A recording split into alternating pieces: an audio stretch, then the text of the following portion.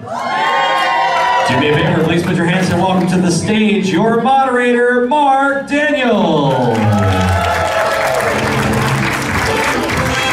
Thank you, everyone. Good evening. House of Mouse Expo, how are you doing this evening? It is the last day of House of Mouse Expo. Everyone go, oh. But it's not over yet. Yay! Welcome. We are glad you are here. Hope you're having a great time. I'd also like to thank our sponsor, the wonderful world of animation. Thank you for providing this amazing stage, and we're having a good time. Are you having a good time? Tell me your outfit. You're dressed as a Jedi. All Jedi have stories, so you survived Order 66. How did you survive? Did you hide in a carcass? Did you go to a planet? What happened? Wow. Mm-hmm. Interesting. And what are the most colors on your lightsaber? Is it a more gold highlight or a silver highlight? Oh, she got one. Okay, so she's showing, oh, look at that, beautiful. Elemental nature. Boom, nice. And what color is your kyber crystal? Okay, good to know, because we don't want it to be red, people. We don't want it to be red. All right. Boy, I wonder what you do for a living. Be quiet, Elliot, but it's not about Star Wars right now. So let's get to it. The reason you are here, the reason House of Mouse is happening, one of our biggest celebrities here today. So right now, I'd like to introduce voice actor, illustrator, designer, and the voice of the leader of the band and the club that's made for you and me, Mickey Mouse. Please welcome Bret Iwan.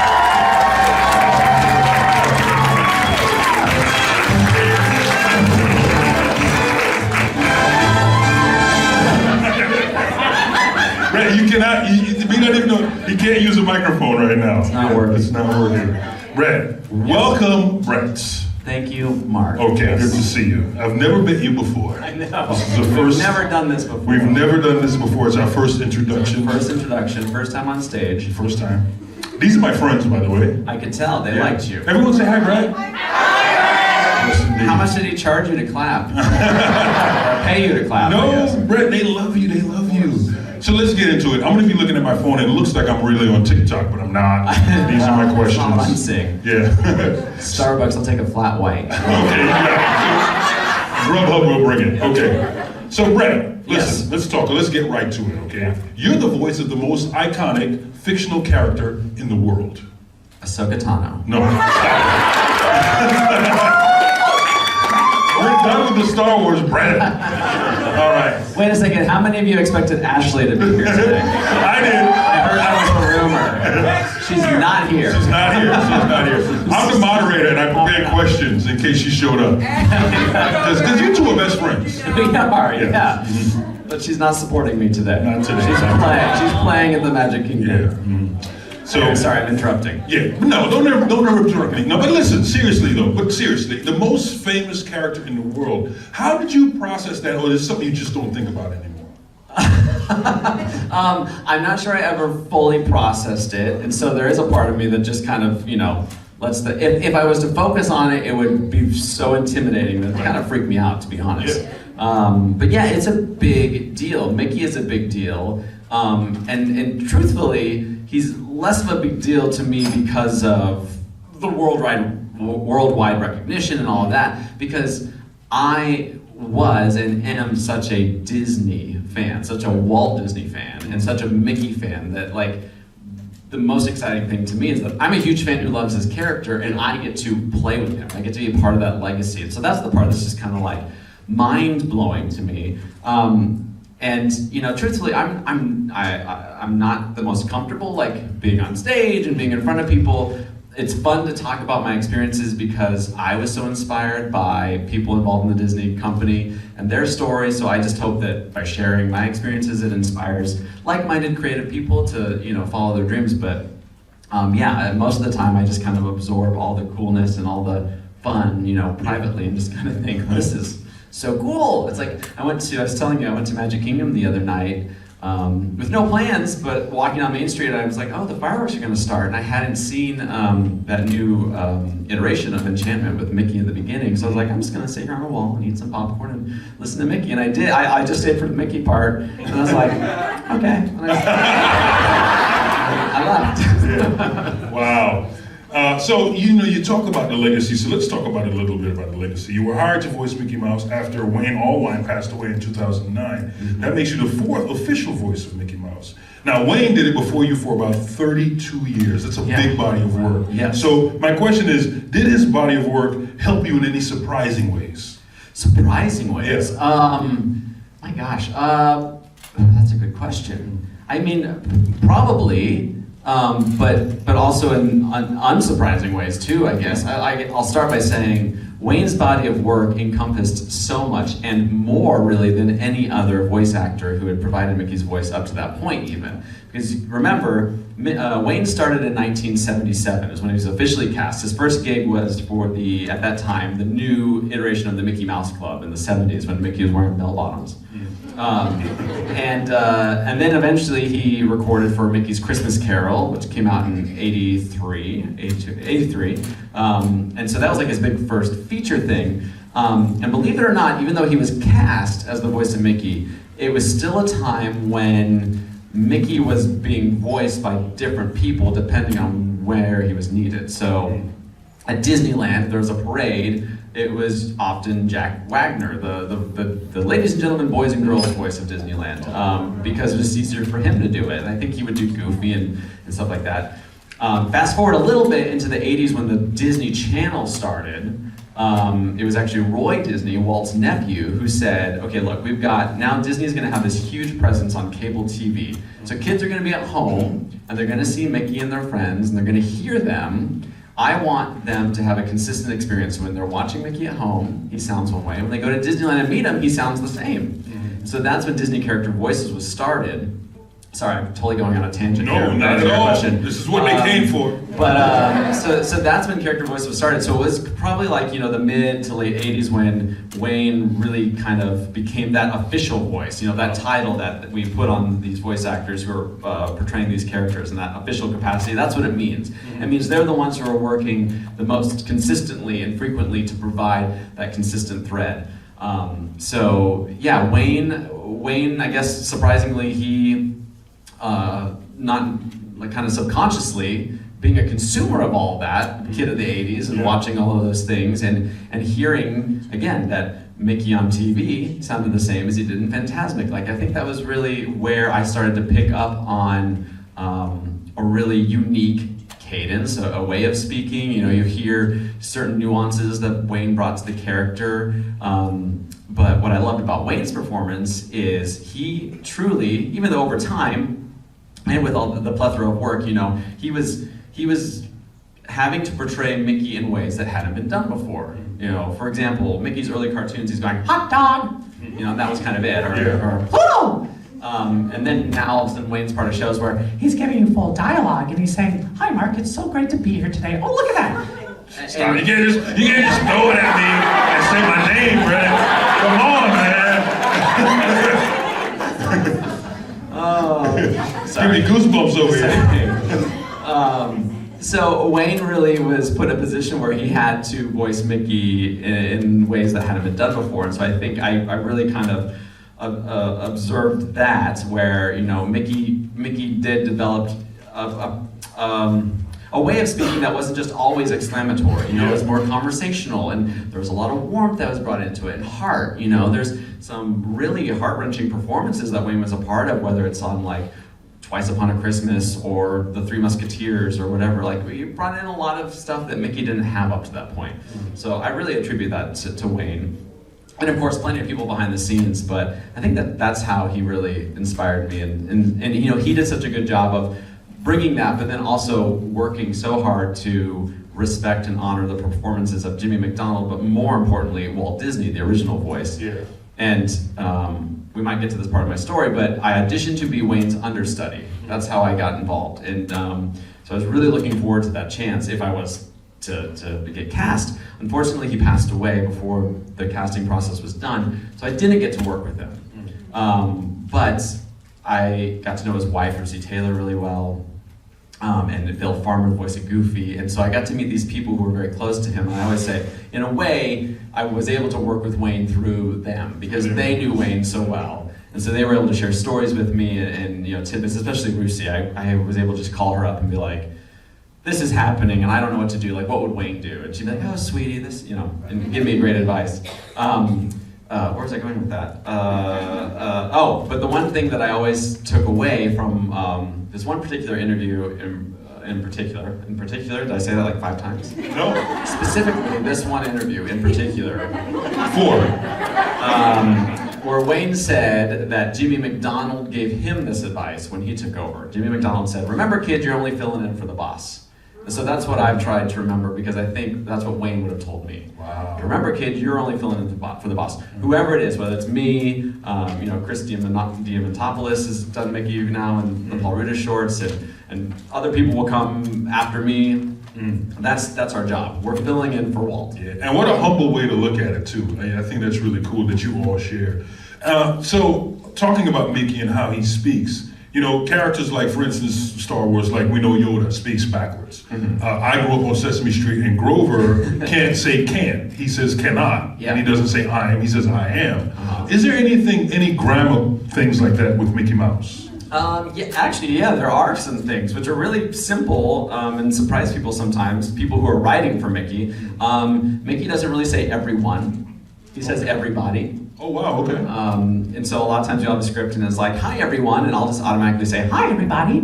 And sometimes people who aren't familiar will be like, Bret, you actually said everybody instead of everyone. And I'll say, that's because Mickey doesn't say everyone. And you're like, oh, okay. So yeah, I'm trying to think a little. Mickey's very colloquial because if you want to think about Walt Disney's Midwest roots, so with Walt was Mickey, Mickey was Walt, and Walt's providing the first voice. So there's a lot of like just colloquial ways of talking. Instead of saying you, Mickey often says yeah. You know, like nice to meet ya.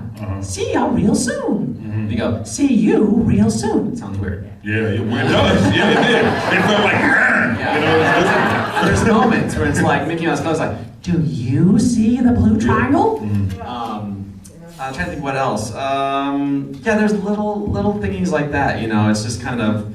I think anytime you can contract words and give it that like just real warm, down home Midwestern tone to the cadence and the way you're the way you're portraying these words, it's helpful. Yeah. Yeah. So next question is a word he says a lot. Nobody's ever asked me that. That's a great question. You with me, man. I do my homework. D23 Live. Yeah. Hey, put in a good word for me, man. I'm trying to get a job. I don't know if you know this. And we're going to get to D23 in a second. So, swell. He says swell. That a lot. What to you? What does swell mean? And Mickey's like the only character that says it. I'm glad you asked that. Actually, there has been a movement and an opinion with some people within the company to eradicate that. Actually. Okay. I want to know, what do you guys think? Should Mickey say swell? Okay. I saw some head shakes. Like you're like, no. I think you say no. You shouldn't keep it. It's not swell. It's not. What's it? Oh, you scared me. You Navi, I don't know. You might know something on Pandora. Something different over there. Yeah, I know,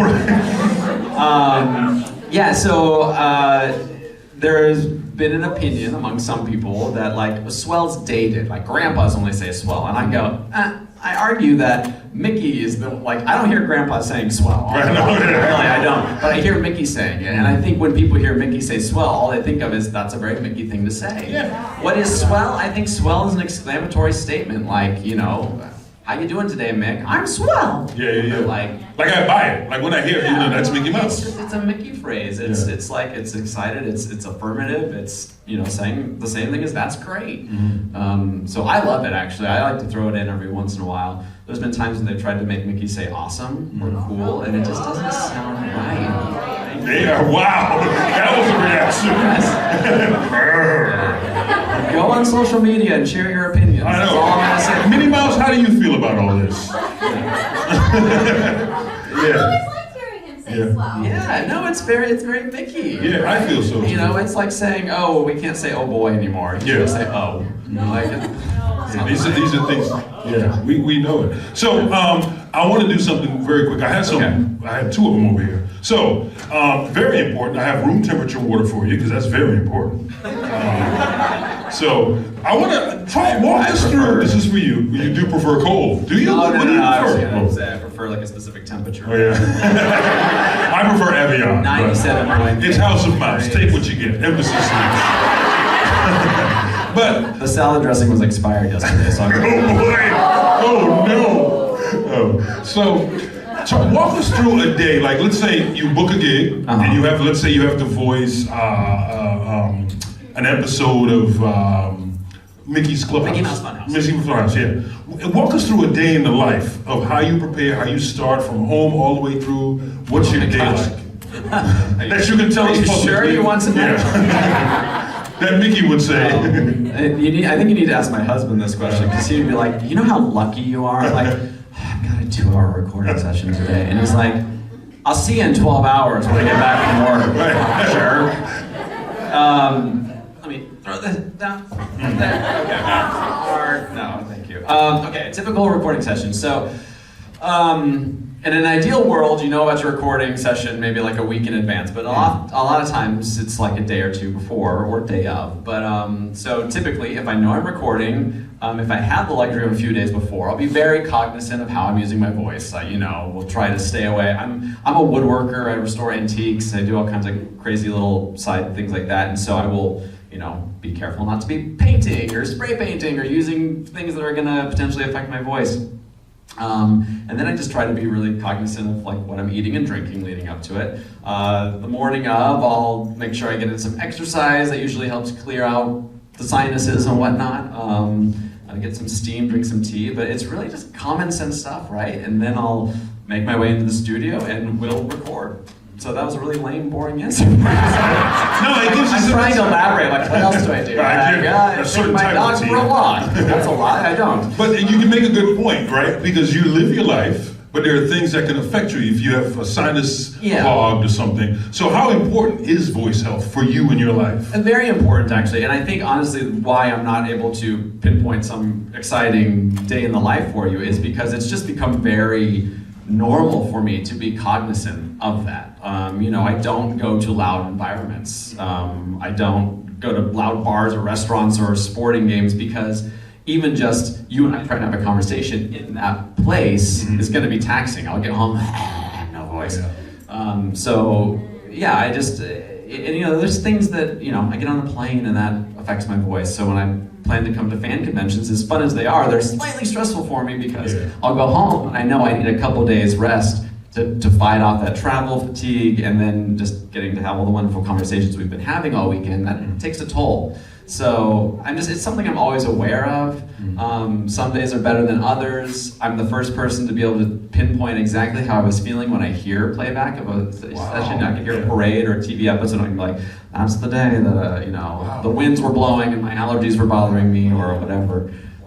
It's hit or miss, and it's one of those things where I think sometimes it's forgotten. Mickey is a trick voice. Meaning that it's a voice that it's not just your normal speaking voice. You have to do something to make the voice happen. And for me, it's talking in a falsetto, which means falsetto is all about airflow and air going through your sinuses and a little bit to do with your vocal cords. But if I'm not being able to breathe right, and it sounds weird. Like there's days when Mickey's voice just doesn't work, so I don't have the full range, and so It can be a bit stressful. Yeah, I can imagine. Now, do you know this? Like, for instance, you might feel, I'm just imagining you don't feel that well, right? Yeah. Do you know personally, or do you go try to be like, I can do it, and the director's like, you're not sounding like it. No, I know. Yeah, I know. I can tell. Yeah, and so there have been moments when I've, just had to, give them a call and be like, guys, I'm sorry, but it's not worth it today. Like, it's not going to be up to snuff.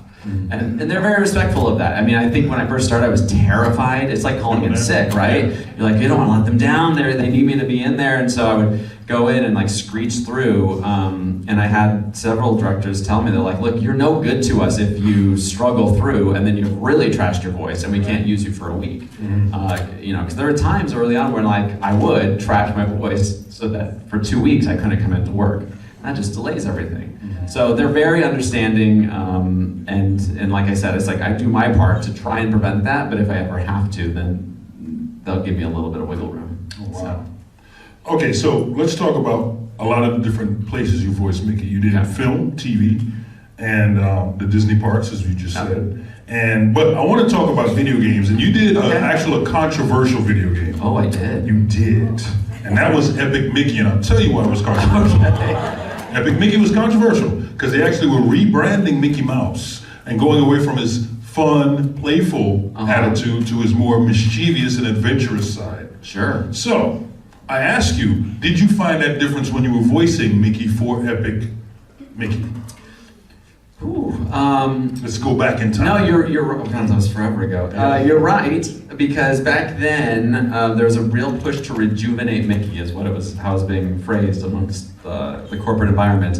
And so with that came a few projects, Epic Mickey being one of them. And so you're right, Epic Mickey opens with Mickey kind of being mischievous and the sorcerers, and it's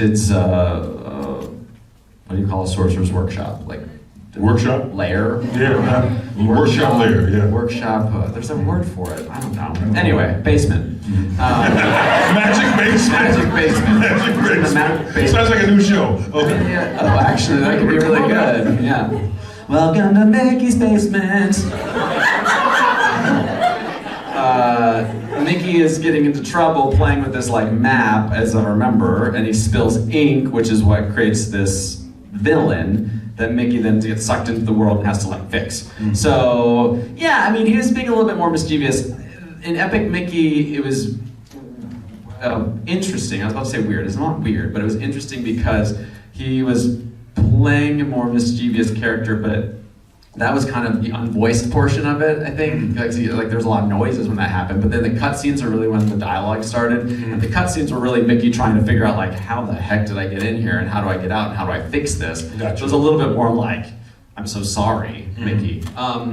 But it is interesting because, like that video game, there's a lot of different things that we work on where it addresses a little different Mickey personality, right? If it's Mickey Mouse Clubhouse, Mickey's the leader of the gang and he's very instructional.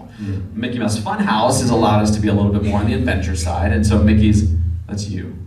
I was adding some background music. Adventurous. It's getting very, very intense. dun, dun, dun, dun. I didn't know I could do that. So you do have to tap into different personalities with Mickey, and the way I look at it is Mickey is a performer, he's an actor, and so he's aware of the different parts he can play, whether it's in Kingdom Hearts and he's a real like bad beep,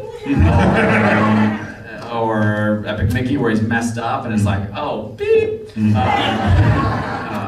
Swell, that's the word. Swell. Leaving out swell. Swell. Just so you know. Just so you know, to be clear. Anyway, yeah. I'm rambling now. But to your point, also Kingdom Hearts, big success for Disney and Mickey Mouse, right? But look at this, right? There's two fans. Yeah.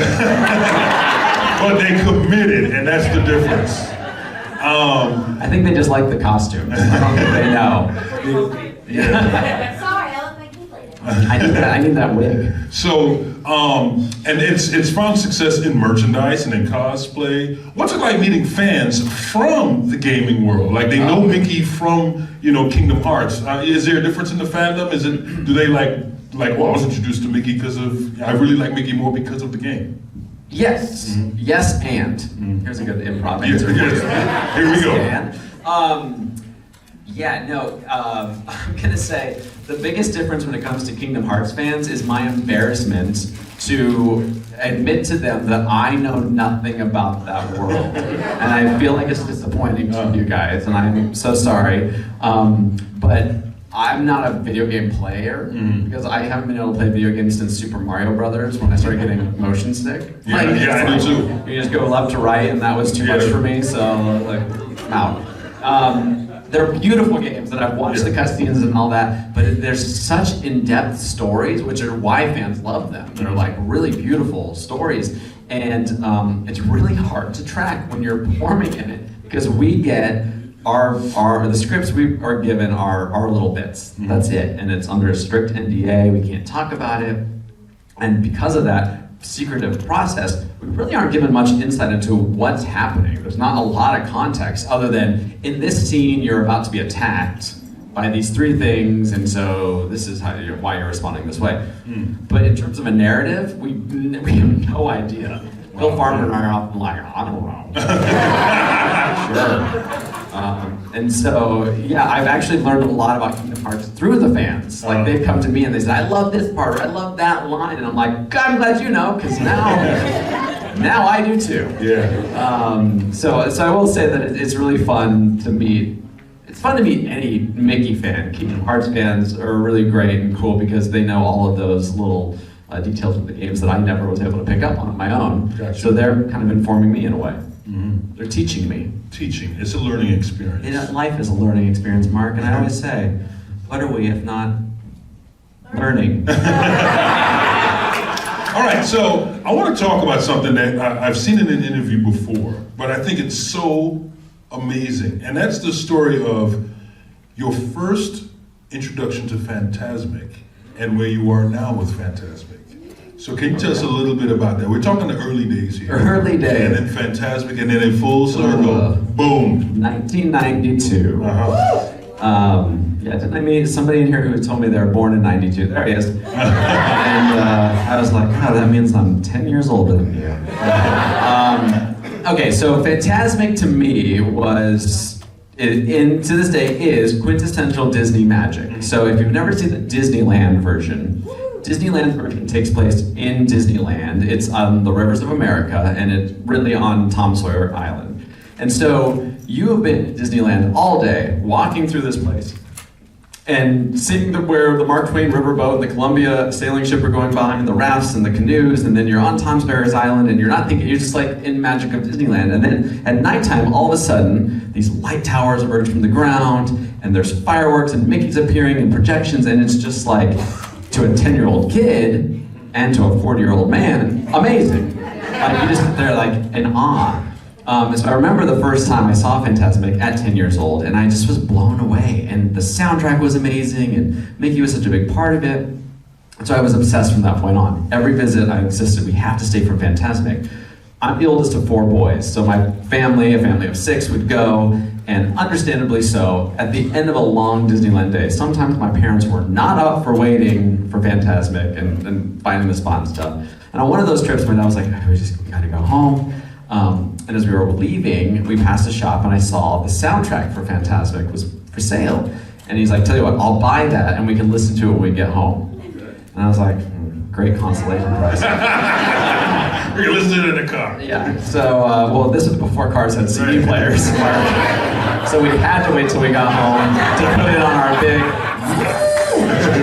put it in and the speakers. But I have vivid memories of sitting on our family room couch, listening to that soundtrack. I was like cranking up as loud as I could, without waking up my brothers. And it was cool, but I'm telling you, I remember thinking like, this is great, but it's not the same. Like, I'm not feeling the bass of the speakers. I'm not feeling the heat of the fire and seeing the fireworks and listening to the crowd. Like, I was able to acknowledge something's missing. That didn't stop me from obsessing over that soundtrack forever. I listened to it all the time. I started talking along with it and performing all the characters, and that's where I started to go, oh, that kind of sounds like Mickey. And so that's really where people are always like, how did you learn to do Mickey? How did you start doing it? I was a kid talking along, I was doing the magic mirror too, I can't remember the line now, but I'd have a flashlight under my chin, and I'd look into my Aladdin poster on the wall, and be like, fame has no beauty, majesty. And do all the voices. Anyway, later on, my brother and I started playing Fantasmic. We'd go out in the yard with hoses and little bottle rockets. Wow! Yeah, my dad had a projector for work, and we would take it out. I remember I set it up so it's showing out the window inside, and we were projecting Sorcerer Mickey on this giant tree outside, and we're like, Mom and Dad, come and watch. They were so nice to watch.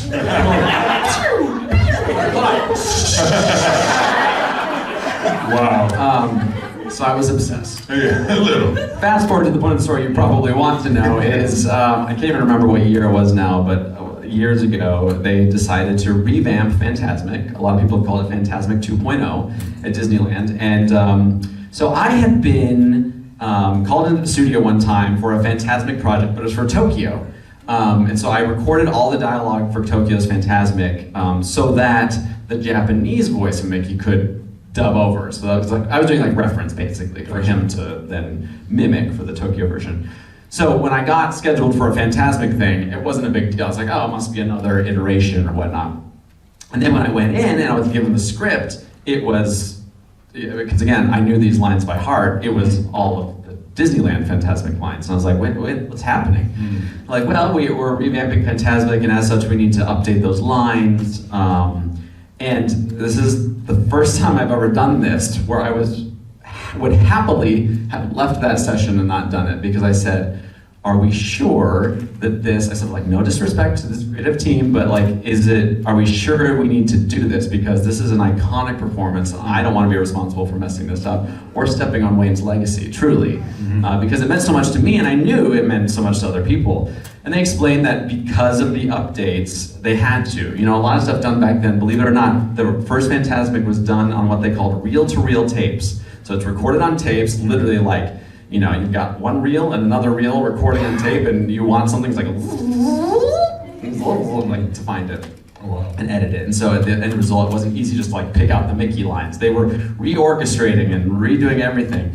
So I had to do those lines. And they said, but, you know, we may keep Wayne's finale line in there, just as a homage. And I was like, okay, love that idea. And they're like, but only if it works. And I should explain that there's a lot of times I've come back to work on something that Wayne did already, and you know, you might say, well, why not just keep Wayne's lines and throw in the new line? And it's like, as much as I've worked to sound as close to Wayne as possible, the recording technology's changed so much, so you're gonna get different audio qualities, let alone just the differences in our voice naturally. It's like, I don't think anyone can mimic someone's voice perfect. And so it's always just decided, like, for consistency, again, for character integrity, let's just record everything. So we did.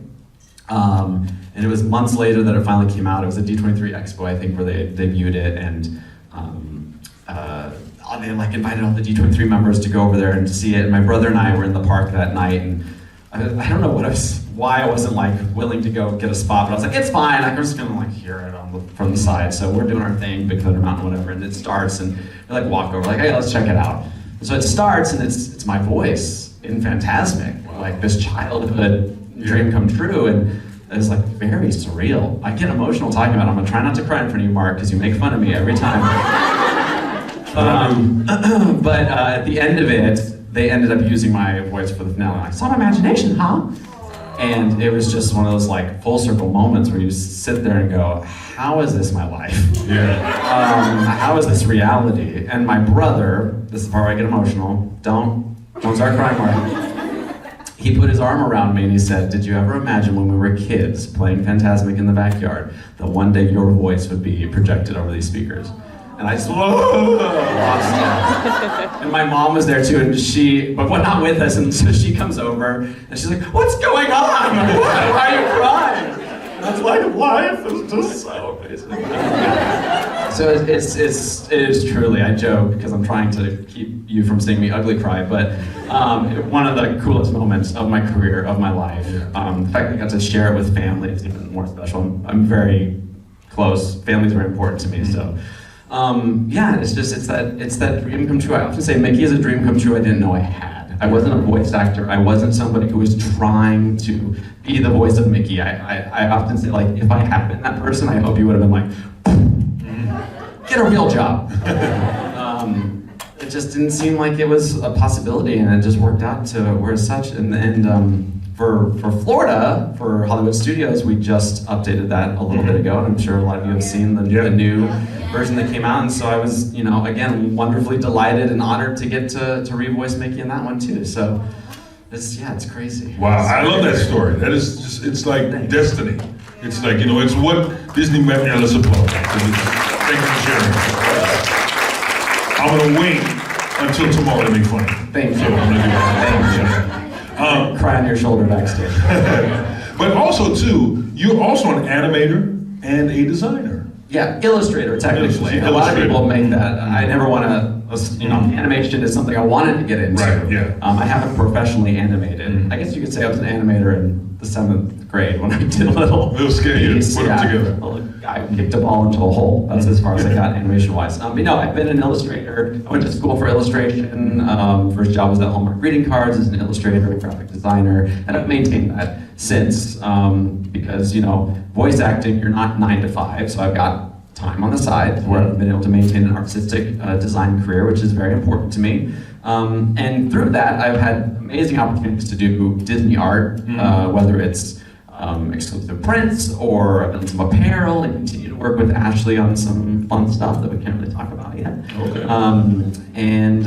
Yeah, it's great. I get to draw Mickey. Yeah, and I want to talk about one thing in particular, because the first time I met you is when they debuted your Mickey ears. Oh, yeah. Remember that? Yeah. And it was very specific, and I remember I saw it with you for the first time. I think you were holding it and looking at it. But it was very unique. Can you tell us about, so they had the designer series of Mickey ears, and you did one. Can you tell us the details of it? Because I thought it was really cool. It was called On Air. That's right. The hat. I'm glad you remember that. I just realized I think I've been holding the receiver wrong this whole time. Sorry if my voice is cutting out. I'm like sliding down this thing. I'm a professional. Elliot's back here on. Yeah. Look, I'm not Celine Dion. I'm not holding this. It's normally like yes, On Air, the Mickey hat. So as part of the artist series, I actually got that opportunity at a Destination D event at the Contemporary Resort, and the head of merchandise of that program was there presenting these ears, and Ashley had done, are we okay on time? No, we're good. Okay. That's all on me. You bored? You know. Stop it. He's heard it before. So the person in charge of that program was there, and they were debuting, I think, like Ashley's ears, and I just went over to her and introduced myself, and I was like, just so you know, I'm also an artist, and if there's ever an opportunity to be a part of something like this, I would love to design Mickey ears. And she was like, are you kidding? Like, we need you to design Mickey ears. Wow. So I chose, my ears were kind of an homage to Mickey being the first talking cartoon character, a la Steamboat Willie. With my love of everything vintage, I love vintage things. I love the 30s, 40s, 50s kind of styling. So I gave them these ears that were very reminiscent of the old ribbon microphones that they used to have. And then the crest of the hat says, it's a little clear with On Air lettering, that lights up when you press it. Of course, they had to make sound. So I said, oh boy! Yeah. I wanted to say a whole lot more, but I couldn't afford it. Which I was like, I could talk forever. I'll do it for free. That was the problem, was the chip. He just got a little simple Mickey Mouse face on the front. It's all felt kind of to resemble like an old Letterman jacket. I love that, again, the vintage feel. So I was really happy with how they turned out. And the very back says, on the back of the ear says November 18th, 1928.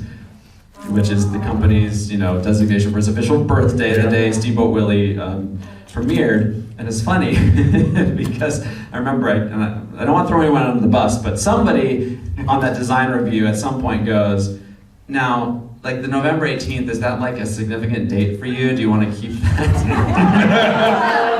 Oh, wow. You're fired.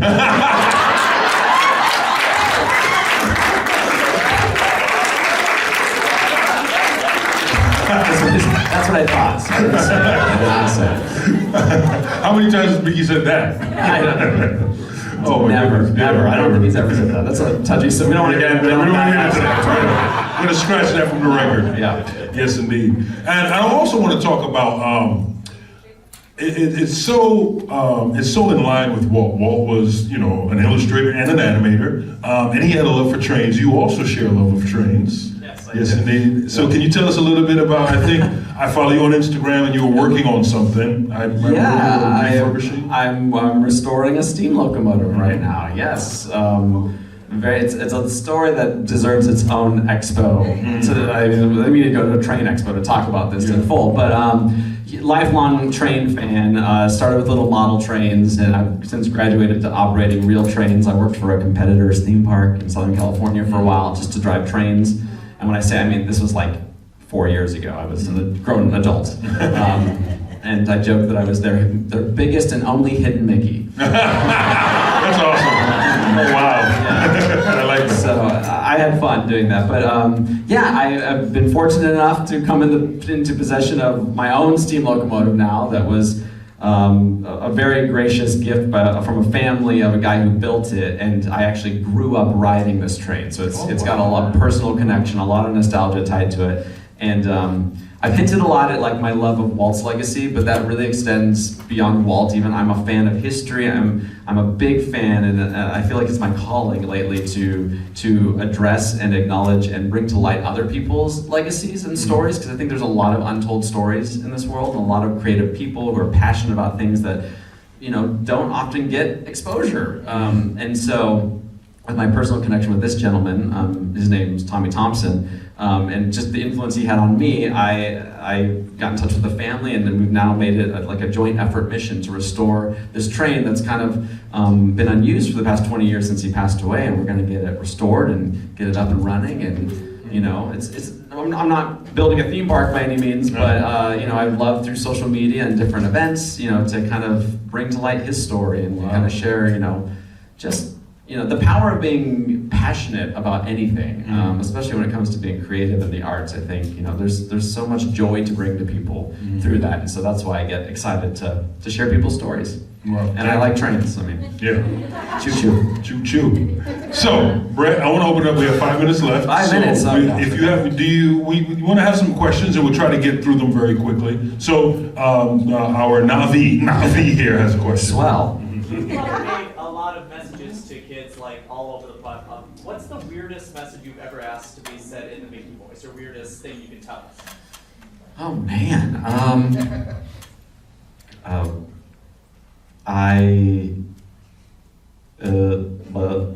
okay. So I'll say this. I've been asked several times to say say la la la la la as Mickey, and if it's not something Mickey would say, I'll never say it. Unfortunately, a lot of people want. I think people like good character. They want to see good characters or good people kind of brought down a level sometimes, and they'll be like, "Say this bad word," and I'm like, no.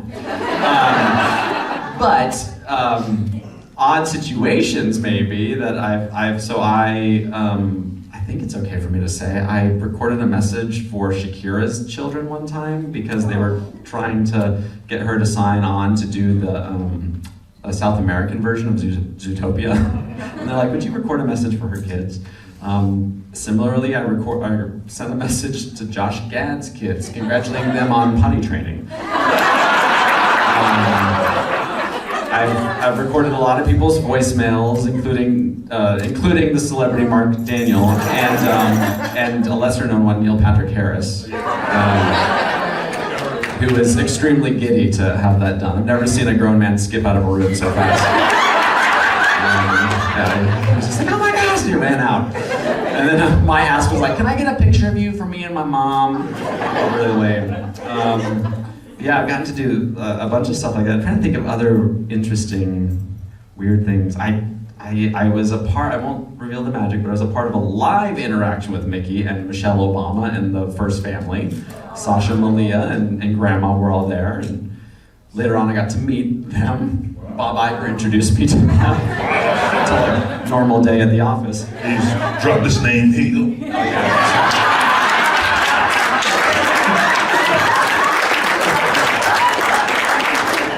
Robert Iger. Oh, sorry. The current CEO. Love you, Bob. Awesome. Let's go over. Anyone over here? We'll go to you. So when it comes to Fantasmic, Florida or California? I know the answer. I want to ask the room. Oh, yeah. How about who's for Florida? Okay. Who's for California? I'm gonna say California. Yeah. Sorry. It's because of what you said. Because yes. you don't see it until it's time. And I truly think a lot of times that opinion is based on your own nostalgia. It's so much of that magic is tied to our own childhood and experiences. And for me, it's Disneyland. That's where my heart is. But I mean, the Hollywood Studios Fantasmic is its own thing as far as I'm concerned. It's like the rock star of it. You know it's there. It's set already. It's like Yeah. going to a concert where this kind of comes out organically. We don't get a little mermaid who gets a black tarp thrown over her. Listen here. Like, we don't get that. Listen here. The trees block her. We'll go to Minnie Mouse. And I think we have time for one more.